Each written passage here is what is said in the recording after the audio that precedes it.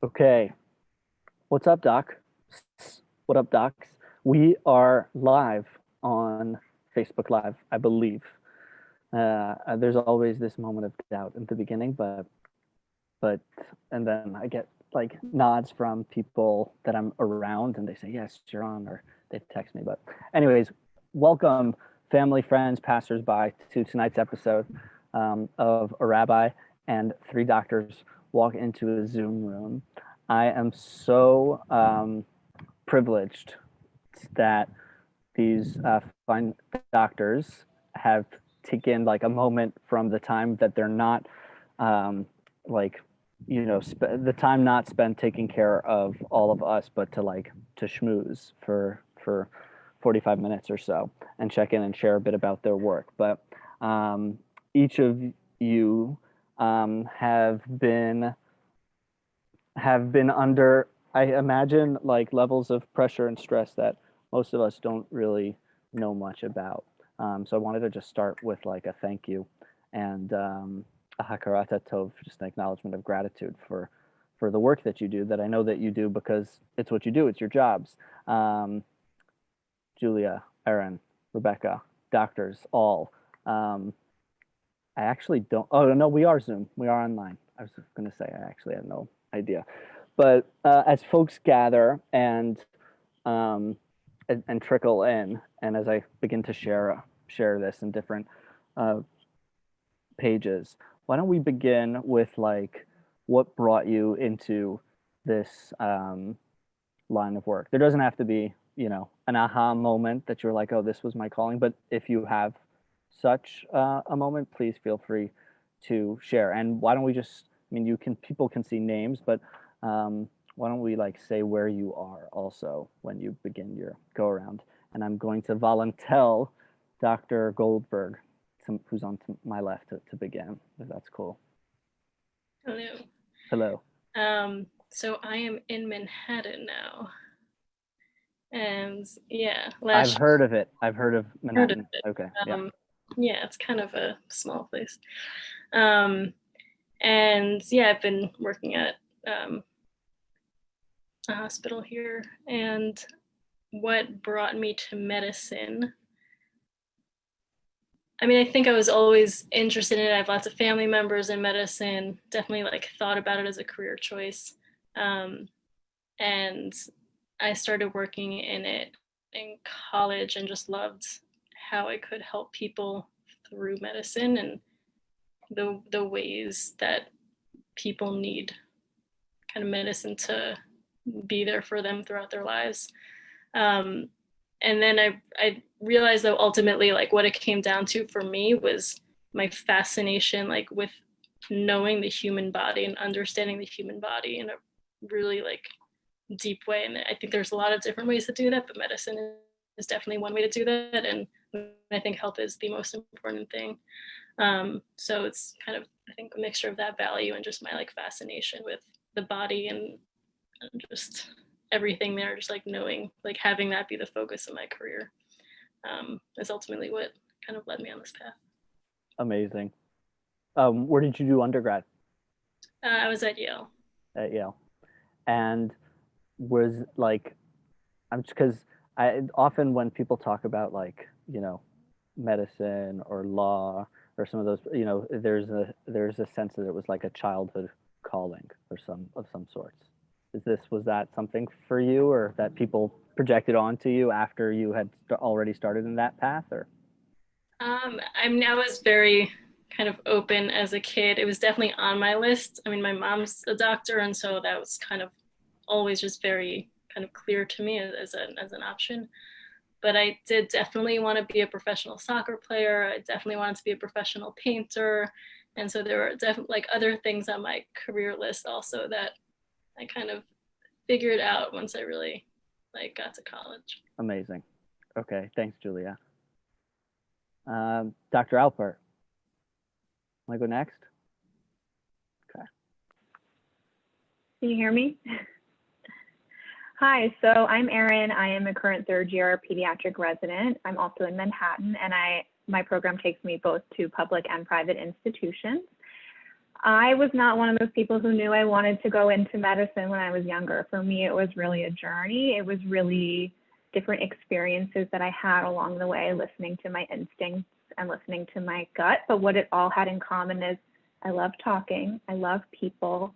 I love the concept of healing, both mental health and from a physical perspective as well. So after a number of, I would say, internships and classes and thinking really about what I was going to want in a career, that's when I decided to try the path for medicine, so I went the post-bac route. And I will say now that I'm in medicine, pieces of it that I didn't foresee being so important to me, but that have become so important to me include the community, include the lifelong learning, include this balance between autonomy and teamwork. And I really love being a doctor.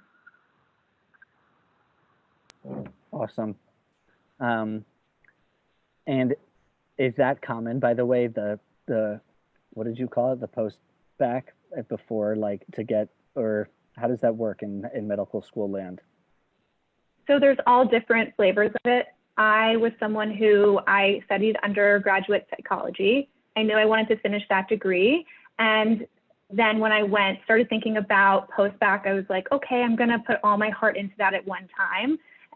So I did an all-intensive, all-inclusive program where I did all of my pre-medical classwork. I also volunteered on the side and did research in addition to that to really see what was it like to be in a hospital, what was it like to be in medicine all at once. There are all different types of those programs. Some people do it afterwards, after they graduate college, just to pick up an extra few classes or to spend some extra time before they graduate. But if you don't know you want to go into medicine from a young age, there's still an opportunity to find your way there. And I think it's become more and more popular. If you look at the average age of a medical student and a resident, it's definitely gone up, I would say, over the last 10 to 20 years. Fascinating. Okay. And last but not least, Dr. Stamen. All right, can you hear me? I can hear you. Okay, so hi, I'm Rebecca. I am a now 5th year pediatric neurology fellow. And I also did not know I wanted to be a doctor from a young age. I had many, many interests, and it wasn't until college that I was interested in health in general. So I really explored like nutrition, psychology, neuropsychology, public health, just different venues of like how to be involved in like the healthcare system.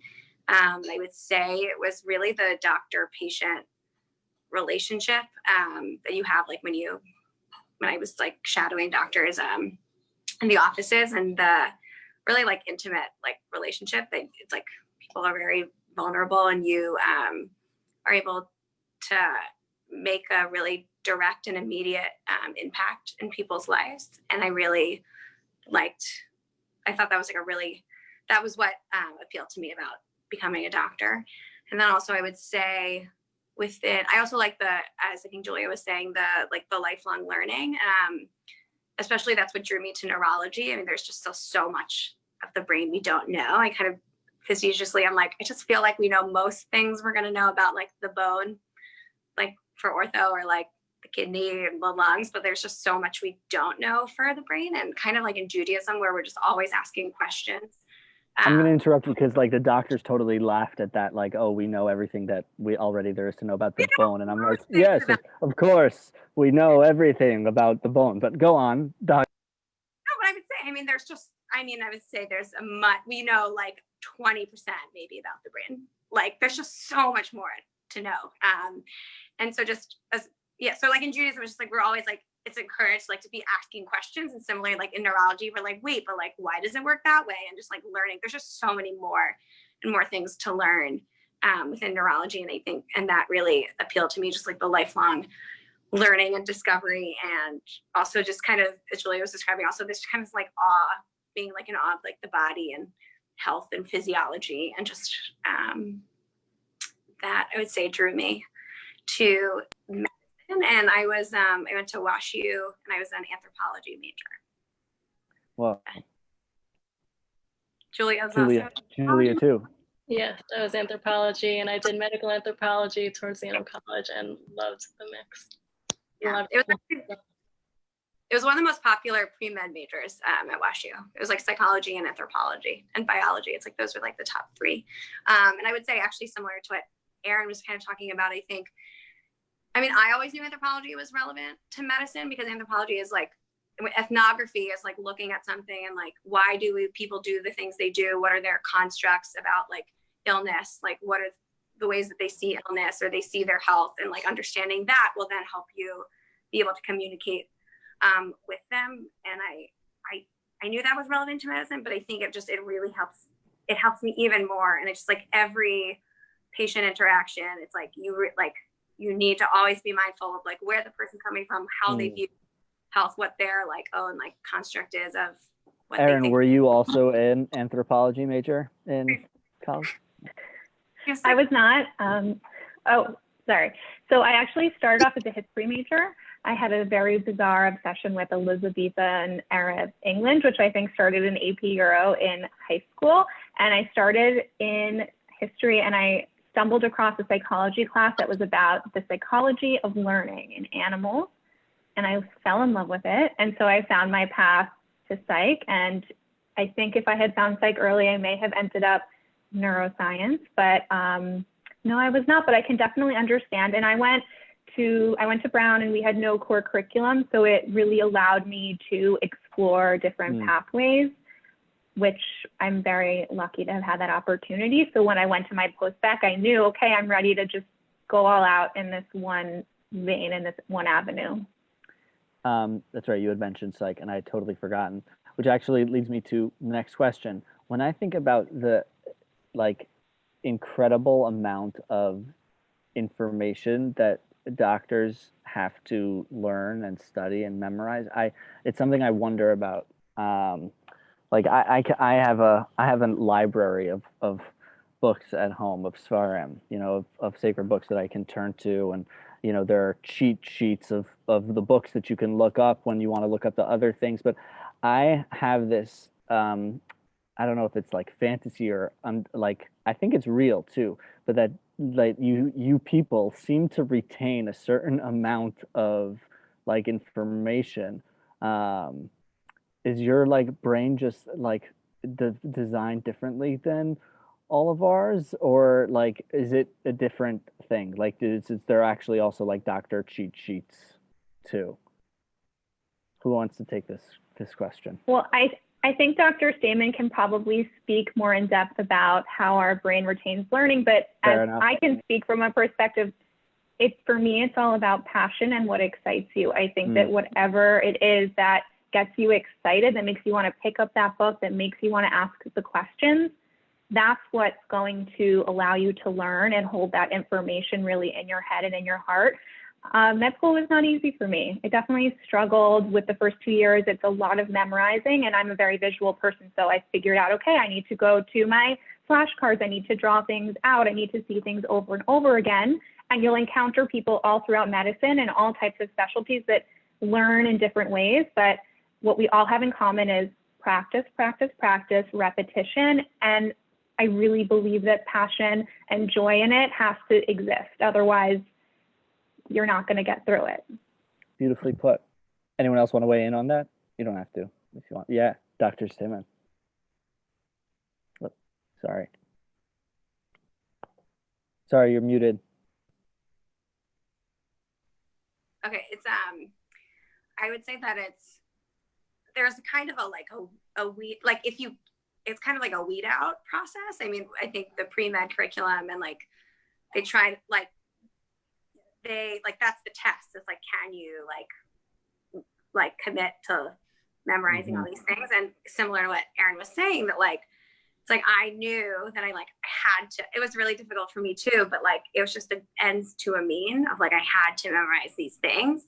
And if like being a doctor like wasn't important to you, like you're not gonna like people like would drop pre-med. Right. And so our brains I think are any like necessarily different, but like if you're someone who's like a really abstract person and just in general, and that like just the idea of like memorizing things just doesn't appeal to you, you're probably just not enter medicine. Or if you are, like, I mean, I'm not a great memorizer and I'm very visual also, but like, it was really difficult for me. But because I wanted to go to medicine, you have to commit to it. There's a really great documentary, Somm. It's about sommeliers, and they take this insane test, and they have to know all these things. And watching it and watching them study and prepare like piles and piles of note cards is very reminiscent of me studying for boards. And so it's like, I think, and like the way that you will like pour over texts, and so I think you know a lot, and you'll pull like, oh, Rabbi, this Rabbi said this, and this, like, I think it's a lot more similar than different. There's been a lot in common. Okay, Dr. Goldberg, you want to weigh in? I agree with you, doctors. I will say there are some cheat sheets that are used. I mean, especially like if you have some time to go over stuff, there are, certain websites and different resources that have the most up-to-date information and research about a particular, patient problem. But yes, I mean, I agree that I have found that the areas of medicine that interest me the most, that excite me the most, those are the ones that I retain the most, that I'm excited to learn about. And then the other parts of medicine that don't excite me as much, that was just, okay, I have to sit down, memorize this to serve my patients, to, do on the boards, whatever it is. But that's not ultimately what is driving me to do well in medicine. It's really the areas that excite me, that I want to study for. And it's a lot of repetition, a lot of it. I was going to ask about what type of, what the hazing ritual looks like in medical school, but it sounds like just being in medical school is enough of a hazing weeding out process. But I want to turn to this moment. I remember the beginning of the pandemic around March, and overhearing one of Ravi's classmates saying on Zoom school how she was feeling a little bit scared because this was her first pandemic, and the teacher had to, the teacher interrupted and said, "Honey, like, this is all of our first pandemics. Like, they're just the shared terror." And there's a part, even before I asked about like a snapshot, of from the work. Forget I even mentioned the snapshot. I guess I'm curious, like, when doctors hear pandemic, like, what does that like emotionally, like viscerally stir up for you? Like, is that like game time? Is that like is a fight or flight instinct? Like, what's the associations that, like, the emotional, like visceral associations you guys have when you learned that we were living in this unique moment of history? I mean, I could start. I was in the ICU already when we got our first COVID patient, and when kind of it expanded from there, and I was in the ICU for a lot of it. So I saw how it went from one patient to filling up multiple ICUs in one hospital. In the beginning, I mean, it was a sense of, I mean, first of all, I think it was a strong sense of community. Like, I was here working with this ICU team. We had great, we had a great team there, great support staff. Everyone was staying, really up to date with all the latest research, with all the latest information, all the latest news coming out of everywhere. So we're trying to prepare ourselves as much as possible. And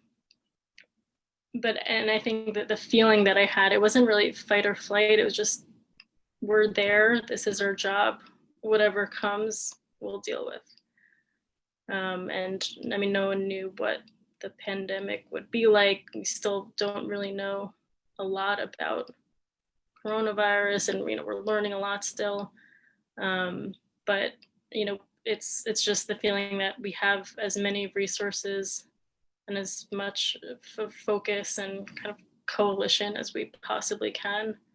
and we'll, address things as they come. So it was just, in the beginning, it was just that sense of like, we're doing what we can for now, and we're going to try to continue to improve, and learn as we go. Thanks for that. Anyone else want to weigh in? Two things for me come to mind. One of the first things is, as a member of the medical community, our community comes to us for answers, and they come to us for support, especially at Bellevue. Everything from social supports to physical needs to food, everything. And we didn't have the answers, and we still don't have so many of the answers. And so it was difficult to navigate being a provider who really cares about their community and their patients and their colleagues, and not being able to look a family in the eye and really tell them that it was going to be okay. And to have to sit with that was difficult. And we deal with difficult things all of the time. I think the other piece of it is we do a lot of counseling in medicine, and whatever part of medicine you're in, it's okay, we're talking about don't smoke, and we're talking about eat healthy and connect with your loved ones and get enough sleep. But so many of those things, while they will affect a person individually, they don't necessarily have the same large-scale impact on the surrounding community. And for this, maybe perhaps vaccines do, but having this conversation with every single patient and recognizing it is so important to educate and talk to each individual patient, not just for the sake of them and their family, but for our whole community, and really feeling that rise with each passing day. That's not something I ever expected to feel. It's something we probably all should feel more, but it really drove that home for me. Thanks for sharing.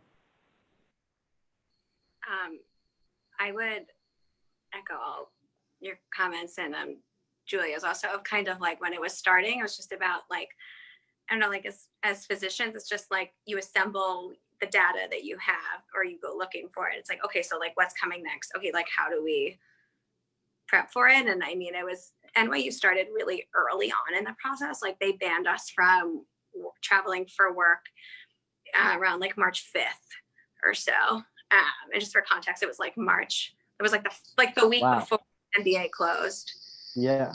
It closed like the week before that. Like we were already banned from traveling for work. So I feel like it just like it started kind of trickling in, like just like the getting kind of set up for it, and like just staying on top of like, okay, like what are signs, what are symptoms, like triaging, like who should go to the hospital, who shouldn't. And similar to what Erin was saying, I think like a lot of friends did like start turning to, I mean, like to me, like, oh, I have these symptoms. Like, what do you think I should do? Should I go to the hospital? Should I not? Should I go to the emergency department? Should I not? And I think it was just kind of like triaging and just trying to feel like helpful. And, but there is a very weird sense of just like, no one knew, kind of like, there were a lot of people, like there's a physician Facebook group that like popped up, and people were sharing across different states, like, oh, we found this way to intubate people to like decrease the exposure, or like we're trying to give this medication to help, or we're trying this and we're trying this. And a lot of, it's just like, we've never been in this situation before where people are like, we're just trying these things where we try to be very evidence-based, but there was a sense of community, but also this kind of strange sense of people just really trying to like make things like, try anything on this like kind of really unprecedented event. And I feel like instead of like shifting from the place of feeling uncomfortable, it's like, okay, let's just try to move forward and try these things to kind of help. Yeah. I'm thinking about like how often like rabbis, right? You talked about counselors, Erin, right? But like people who, sort of catch people in these like precious like life cycle moments, and rabbis, how often we like have to say like we don't know, and hopefully the good rabbis say that more than not. But I guess like it's really true. You know, that we expect and want our doctors to know. We want to know like what's the diagnosis, what's the prognosis. We expect those types of that type of like, you know, precise clarity. Whether or not that's a fair, you know, projection onto your profession is a separate piece, but I'm mindful of that. I guess I'm wondering if like before I steer back into COVID, I'm wondering if you would talk a little bit for your from your own personal perspective around like the role of doubt or faith in your work or life. And I'll just say it to our listeners. This is not one of the questions that I gave the doctors ahead of time as to, you know, anticipate and thinking about like, tell us about this epic moment of history that we've been living through and you've been warding people through. So this was sort of like a curveball, but not maliciously so, just genuinely curious. The role of faith or doubt in your own personal, professional lives, if you're comfortable sharing. So bringing up the idea of doubt in medicine, I mean, I think about how we how we proceed through the process of trying to diagnose a patient. And I mean, everyone who's taught me kind of how to approach this, they always say, think of the common things. Like a patient presents with something. Think of what are the common things that it could be, and that's likely what it is. But also you have to make sure you think of the really scary things too. However rare they are, the things that are life-threatening. Mm. And then if you kind of go through that process and rule things out, then you could start thinking of other things. But like always keep in the back of your mind, there's a doubt on what path you're heading down. Mm. You know, like if a patient's not responding to a certain treatment you give, okay, it could be that they, you know, may take some longer, like a little bit more time to respond. Or it could be that you're thinking the wrong thing and you're going down, you know, wrong route. Mm. So that was something that was kind of instilled in us all the time, to always not doubt yourself, but like always have in the back of your minds, could this be something else? Should I be thinking about something else? Interesting. Well, thanks for sharing that. I like to think that we won't be necessarily judged on what our faith or our belief is, but by what our intention is. And this is something I've given a lot of thought to, specifically through pediatrics. And I know that every specialty deals with their challenging topics. We have a pretty robust oncologic service in pediatrics where I'm a resident, and specifically during COVID. And then within this last year, we've lost a lot of patients that we've cared for. And I force myself to think about, in every moment that I'm with them, or I'm at work, or I'm taking care of a family or a patient, can I walk away from this situation knowing that I did everything that I could to better the experience, the quality of life, and the quality of interaction with this patient and this family? And for a lot of families, that means very different things. It's not always about taking this one treatment or getting these extra days. It's about what their overall experience is when they have those days, and when they have visitors, or when they have physicians in the room. So that very much, I think, prepared me and helped me relate during this time, because it was knowing that I didn't have the answer, but knowing that I was going to stay up to date on everything I could read and ask the questions and advocate for my patients when I felt it was prudent to do so, and to walk away from every patient knowing that I feel both that I did everything I physically could, but that that my heart was there.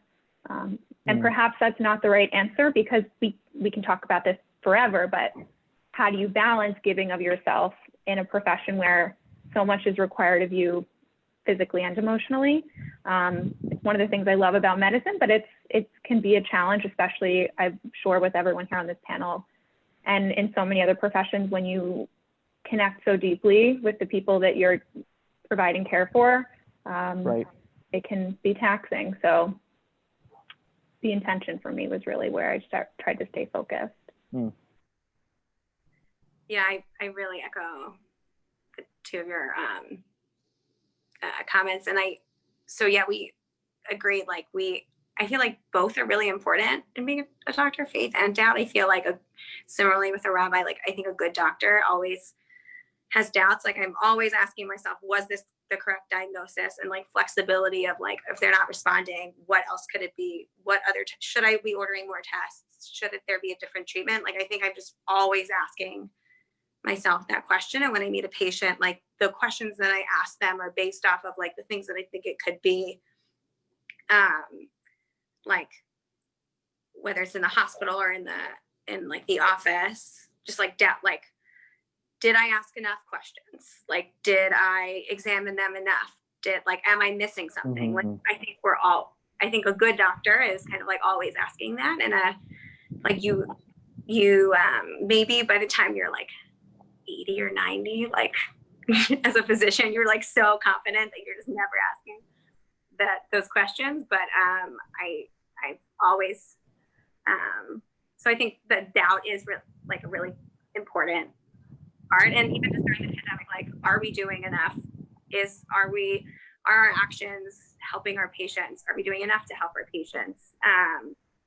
Should I be getting more data? Should I be reading more? Should we so I think like those questions, like that doubt is healthy in a way. And I think faith, I don't know what faith, I kind of like twist that it with like values, like the values that I have of like treating people with respect, and that I'm honoring people's wishes, or like treating people like in the way that I like interact or my decisions, is that like it's in good faith, that like I have the best intentions, that I am truly listening to what they're saying, and I'm not letting my, I don't know, ego, time limits, anything of that, like getting in the way, and they're like having good faith in the person, that they're telling me the truth, and that they're not hiding anything from me, or that, and also faith in the fact that like I'm providing it,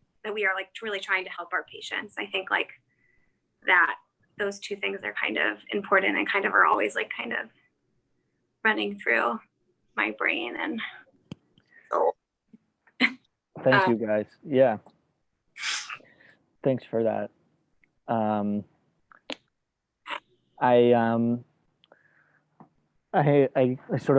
aware of like how behemoth a question this next one might feel, but I'm wondering if you could like take us back to let's say mid lockdown, whenever that moment might have been. I don't know, March or April, or late March or April, but and if you could give us like a couple of snapshots of what your work was looking like wherever you were, in whatever setting you were, just to give us a taste of some of what you were encountering. Literally like snapshots, like this is where we were, this is what was happening, and then maybe if you're so inclined, what you were feeling too, or what was going on for you in that moment. All right. So like I mentioned earlier, I was in the ICU for most of it. And so a few different like snapshots are coming to mind. One, like I mentioned, when our first COVID patient came in, he was put in this room that's kind of seen from three sides. And, you know, he was this like patient that everyone, you know, we like spent a lot of time on rounds talking about, are we, you know, what kind of treatment are we giving? Because he was our only patient, and he was the first one in our system. And we all got trained in how to don and doff all the protective gear to go into the room and come out of the room to protect ourselves. And looking back on that, I think that's really interesting because that was one patient, and over the next 2 weeks after that, our ICU doubled in size. And then the next 2 weeks after that, they opened 2 new ICUs in the hospital, and COVID care just became the norm. Whereas early on, it was just this thing that no one really knew anything about. And people were like really wary about, but it just became the norm in the hospital, especially in the ICUs. In all the ICUs, we had like 1 or 2 patients that did not have COVID. So pretty much everyone had COVID. And let's see some other snapshots. I mean, one, I have a few pretty sad stories. My last night shift will always stand out to me. That was a night that 3 patients died. And the whole night, it was me and one of my co-residents. We ran multiple codes on them all night, and we went to one, and they were all in a row in the ICU, which is very weird. And one patient coded, we went in, got a pulse back, went out, sat for 10 minutes, then the next patient coded. We went in, got a pulse back, like did compressions, did everything. Sorry, could you tell us what coded and pulse back? Yeah. So this is when a patient loses their pulse. So no heartbeat. And you need to start doing CPR, you need to start doing compressions and give medications, and give them oxygen, and shock them if possible. So doing just the whole CPR procedure. So the whole night we did that multiple times on each patient. Once we got the pulse back, then they would be alive again. But then, an hour later, because it was very weak pulse, it would all happen again. And throughout that whole night, we were, calling their family and keeping them updated. And I mean, that's something that we tried to do with all the patients in the ICU. We did do that with all the patients in the ICU. We called all of their families every day because families, weren't allowed to come in to visit unless the patient was actively dying. So that was a tough night, and that was kind of like, right, this is COVID, or this could be what COVID looks like in this particular setting. I mean, some other snapshots, one of the most gratifying things that I did working in the ICU, I think, was just set up Zoom calls with patients and their families. I did that with one patient who I didn't think was going to die, and she ended up dying 2 days later. But I set up a call with her and her family before she was intubated, like the last few hours when she was still able to talk. And I just think back to that of, wow. Yeah, just like how, I don't know, just, yeah, I'm really happy that worked out. And we really tried to facilitate these Zoom calls as much as possible. Yeah, and then some other things. I mean, we had another patient that we put in, we had this iPad that we could roll into patient rooms, and the family requested that we put the Quran on all night, like when it wasn't being used to to do Zoom calls with families. So this one patient, for hours every night, he had the Quran playing. We had this YouTube open. So he was listening to that for hours every night, and that's what the patient would have wanted. And then we had another patient. We had, I don't know, I'm doing like a lot of different stories, but we had a project going on in the ICU to also get a sense of who these patients were in their normal lives before they were sick.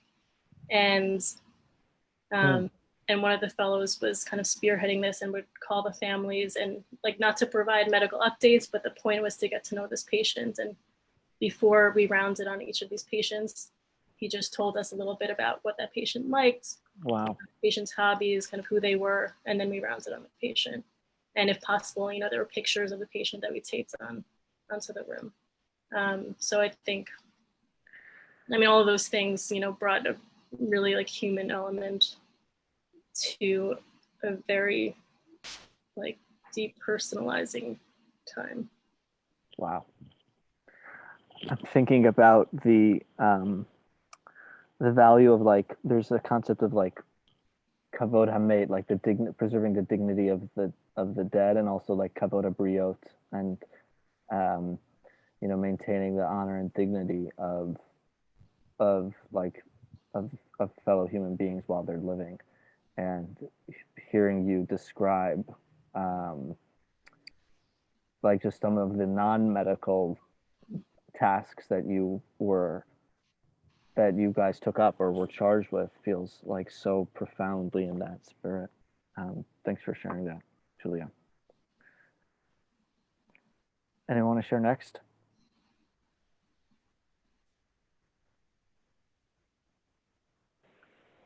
What Julia was just saying very much brings me back to a moment, and also in the ICU, where I had a patient.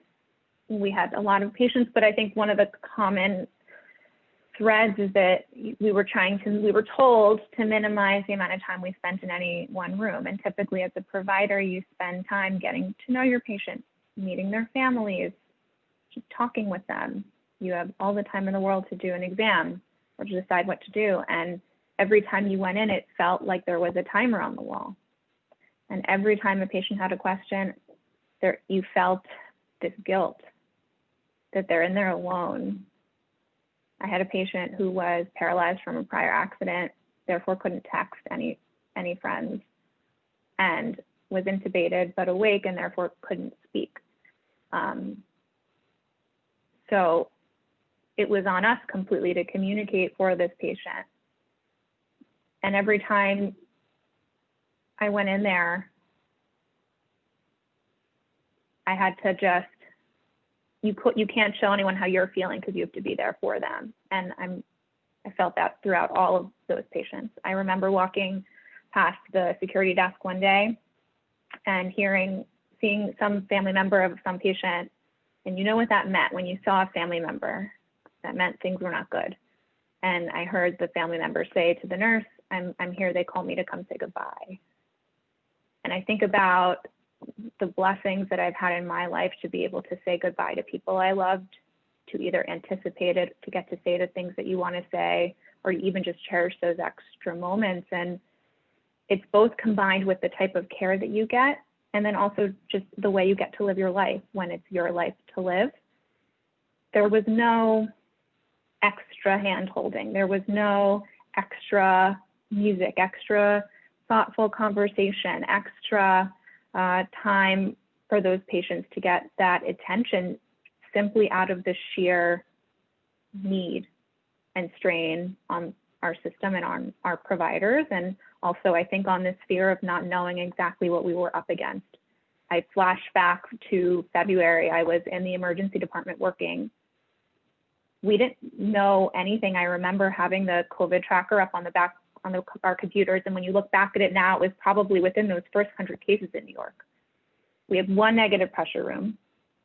And it was always a decision who goes in that room, as opposed to in all the other bays or all the other rooms. And you think back on it now, we're obviously behaving in a very different way because we know more, and we can't go back and tell ourselves things we didn't know back then. But just this sense of fear and overall anxiety about both not being able to care for our patients, and also not knowing where things were going to go and how bad they were going to get, and then not being able to provide the kind of care that I know we all want to provide. It was grieving that type of loss as well with each interaction, and feeling like we're letting our patients down because of it, but then we're also letting our colleagues and we're letting our coworkers down if we put ourselves at a point of risk where then we can't be counted on to do our job. I will never forget being outside my apartment. It was one of the first weeks I was on the phone with my parents, and I kept it together for a 13-hour shift. And they said, well, what's wrong? And I said, everything's changing by the minute, even from the doffing and donning, the PPE situation, by the hour, sometimes we get a new protocol. And this sense of there's no solid ground to stand on is very difficult. It's very difficult to navigate and do your job and do it well under those circumstances. And those are feelings I'll never forget. Thanks, Doc. Yeah, I would echo just there's this sense, especially early on, just everything was changing so fast of, right. So it's like, how do we wear the PPE protocols? How do we keep our patients safe? How do we keep ourselves safe? And we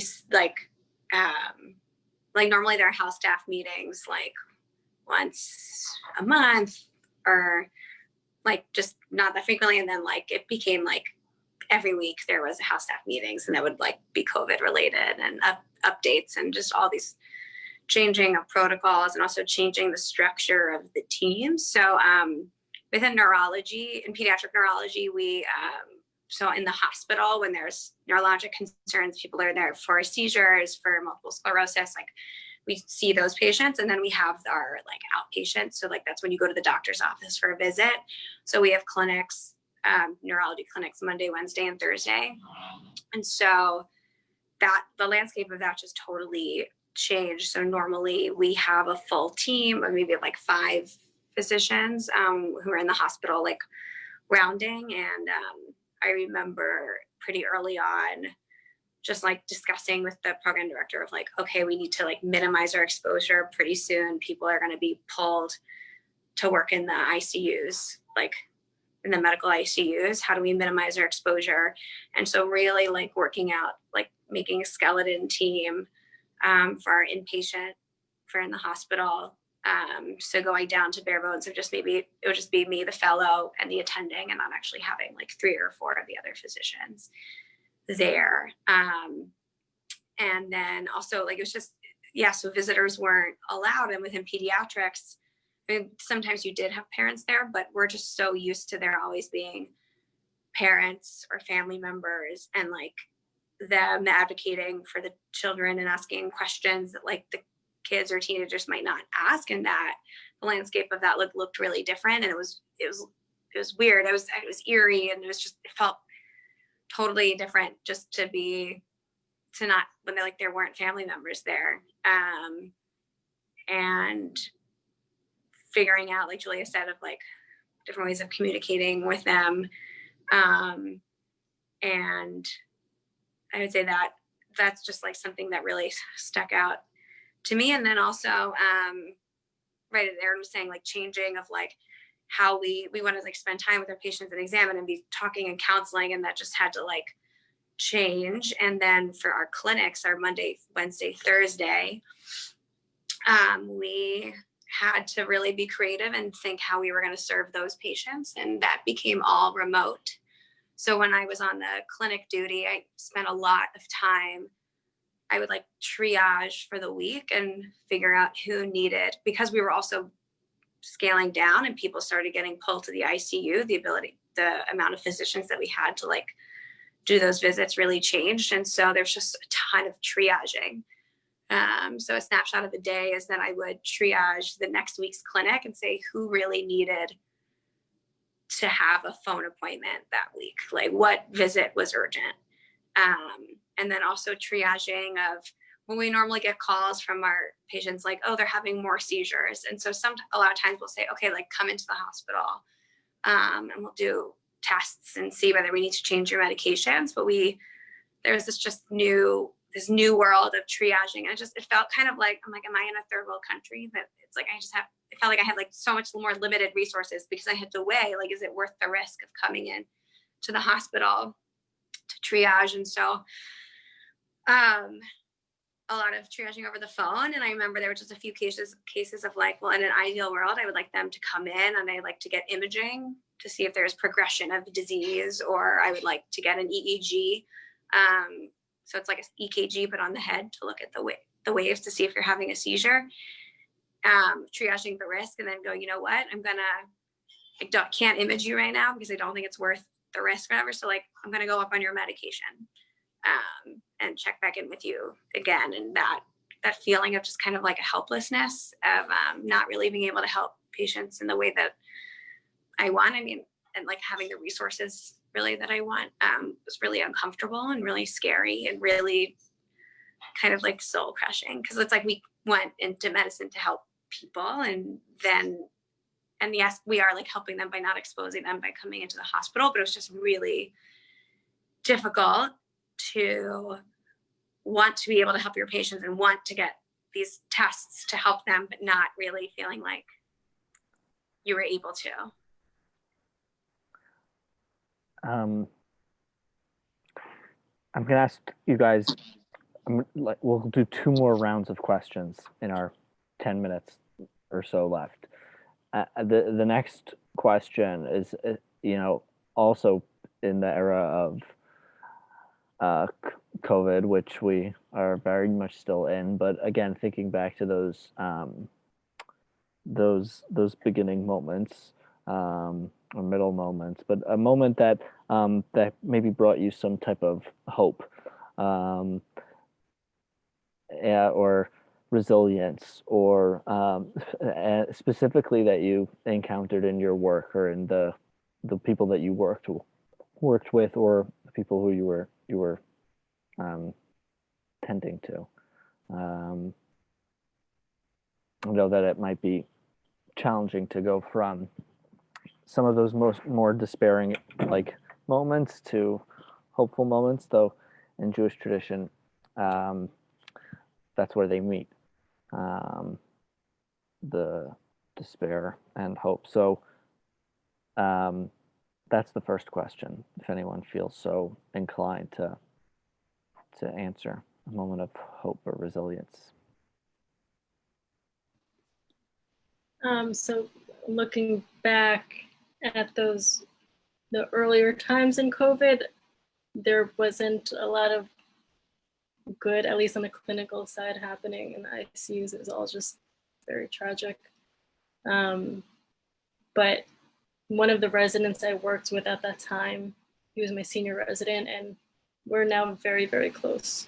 He's a very good friend, and I think we're going to be in touch for a very long time. And looking back, we met on that rotation, and we were together on nights, a night call, and doing all these things together. So, looking back, that was where our relationship started, kind of in the middle of all of that. And then a few weeks after, I was on the medicine floors, which is, kind of step down from the ICU, healthier patients. And I had a few patients on that floor who had COVID, were now negative. Unfortunately, a few of them were still trachs, which means they were still hooked up to this machine that helps them breathe. But I saw a patient stand for the first time in 2 months. He had spent over a month in the ICU, and I saw him eat food for the first time in 2 months. And just, being able to see him experience that and just be encouraging him through it all was just really unbelievable. And so for me, it was, I guess, nice seeing patients, even though they weren't healthy at that point, they survived being in the ICU with COVID, which is a pretty big deal. And they were still on their way of getting better, but seeing them kind of take those interval steps was really amazing. Thanks, Julia.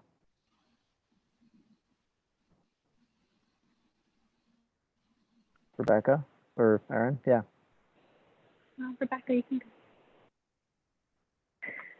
go. For me, I would, consistent with that, seeing patients get better, and there were patients who got better, especially the patients who I didn't think were going to get better, who got better. They will never forget the day the tube was taken out, or the day they smiled, or the day that they got to go down to the floor from the ICU. And then in terms of finding a sense of control, for me, I felt no control whatsoever in my position as a resident. So I turned my excess energy to other things so that I could start to feel that I could make an impact in other tangible ways. And that's where I found hope, because I found a community of people who were motivated to want to fix the problem, the many problems that we encountered, and the many problems that were illuminated because of this crisis. And I will honestly say, I think that's where I've found the most hope during this, that each individual person can make a difference. Each individual person has it within their power, whether it's with their voice, whether it's with their social media, whether it's with what they read and what they share and who they talk to. You can make a difference. You can make your corner of the world brighter and better. And even if it's for one person, that ripples out. And that's how I found a way to stay focused and positive through it. Not that it was easy, but that was definitely my coping mechanism. You also help like inspire hundreds of thousands of volunteers too in your spare time. She stays on. Well, I don't know if we have an official count on it, but I will say that it just felt good to see that people, I did get some feedback from certain people, one in particular, a mentor of mine, who said to me, Erin, I was having the worst day and I just felt forlorn. And then I saw your message and I said, okay, we can do something here. And it made me want to do something. And that was worth everything. Mm.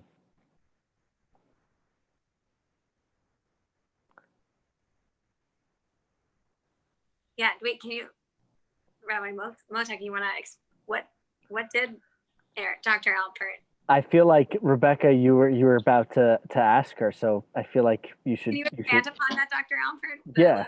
Amazing work that you did. And long story short, when I started residency, I started a very casual Instagram where I just used it as my outlet to talk about medicine. And I started talking about what I was experiencing during the pandemic. And as a result of that, I was getting emails and messages from people all throughout my life, all corners of my life. And I have lived in multiple states and been in different career paths and met all different types of people. And everyone was offering their help, their support, their connection, whether it was monetary, whether it was spreading the word, whether it was willing to drive things from A to B. And at first, my response was, there are people to do this. This is not my job. My job is to be a resident, and my job is to take care of my patients. And there are systems in place that should be taking care of this. And as we all are aware, it became clear pretty quickly that our systems, for whatever reason, were not built to withstand the overwhelming wave that we experienced. So with my brother's incredible support and encouragement, and nothing that was accomplished could have been done without my brother, Adam. He just believes the best in people, and he thinks that nothing can stop you if you put your heart into it. And he's right. And we followed through and followed up with someone who had offered to connect us with a manufacturer in China. So we were able to establish and vet our own supply chain and raise money and get masks directly to frontline providers. And I will say that we did engage with multiple healthcare supply chains and institutions throughout. Our goal was really just to say, hey, look, we found someone, why don't you take over it from there? But of course, the systems were inundated and overwhelmed. And the response that we were given was, whatever you can do, do it. So we said, well, why not us? And so we were able to raise $130,000, that the supply chain get over 200,000 masks. And then at one point, I was sending masks personally from my apartment to providers that I've met all throughout training, from post-bac, residency, college, med school, throughout the Northeast, because people needed support. And I think also people feeling that they were heard gave them that energy to, take on the day. And then it really expanded to whatever the need was. So then it became clear that, especially in the pediatric arena, people were hoarding certain vital necessities, including diapers and for some formula, and that even if you could afford it, you couldn't get your hands on it. Mm-hmm. And so we, along with my co-residents who really got excited and involved and engaged, we were able to find multiple sources that were donating either funds to purchase diapers or formula, or to directly provide formula and diapers. And then I was able to connect simply just through reaching out with a wonderful med student who had helped to organize some of the PPE delivery systems on a local level here in New York. And she offered her volunteer drivers to help get our diapers where they needed to go. And it really was just this outpouring of community support. I've met so many wonderful strangers who have shown up and said, hey, I'm here to pick up diapers to take them wherever. And I haven't seen them since, but I say thank you from the bottom of my heart. And it showed me, wow, people, if you give them a chance, they will rise to the occasion. And if you think about the individual power that we all have, it's really there. And why not you? Why not me? It makes a difference, even just for one person. I'm in awe that this is what you chose to do in the time where you were not on working. That alone is it's sort of mind-boggling. And I just posted some links in the comment section for folks who can read more about some of Erin's work there. Rebecca, you want to share a word or two around? Sure, really. I'm brief. To me, I guess a moment of hope was also kind of time not at, well, I guess I was at work, but I throughout the year I had been in touch with a high school teacher at a public school out in Brooklyn, in a meeting in an underserved community, and she had tried as she wanted to get healthcare professionals to like speak to her class about like careers in the medical field, and all year long it was just really hard to schedule a time, and then during the pandemic, now that everyone was on Zoom and remote, I was able to find part of the day to spend like, it was like 15-20 minutes talking to the class, and it was just a really wonderful experience. And I just talked about what it was like to be a doctor, and also like how, you know, like it's not an always easy, it was not always an easy road. And they asked really really great questions. And then afterwards, apparently in their feedback, they like wrote essays were saying how like they like it helped them learn that like they put their minds to something, they could do it, or like, and that like when you face a struggle, like to keep going, and just being able.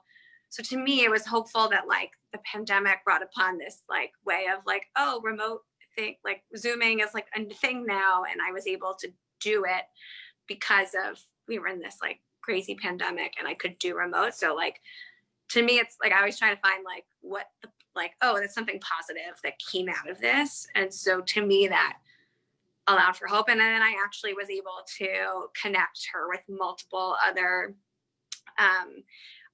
one or two of my friends who are physicians through earlier in the year had talked to them, but then like, because again, like remote was just so widely used, I had several other friends who are physicians who were able to talk to them as well. And so that was something hopeful that to me has kind of like come out of the pandemic.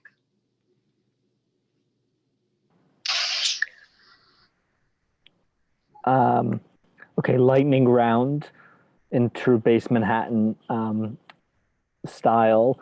I'm going to ask for a 6-word memoir that captures where you go to sort of nourish your neshama, your soul, yourself. So 6 words into what your own personal practice around self-care, taking care of your soul. And we're going to switch it up.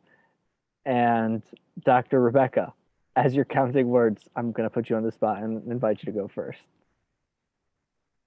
Friends, food, family, the outdoors, theater / like music. You passed 6, but you can. No, that was fine. The outdoors, but you know. Outdoors.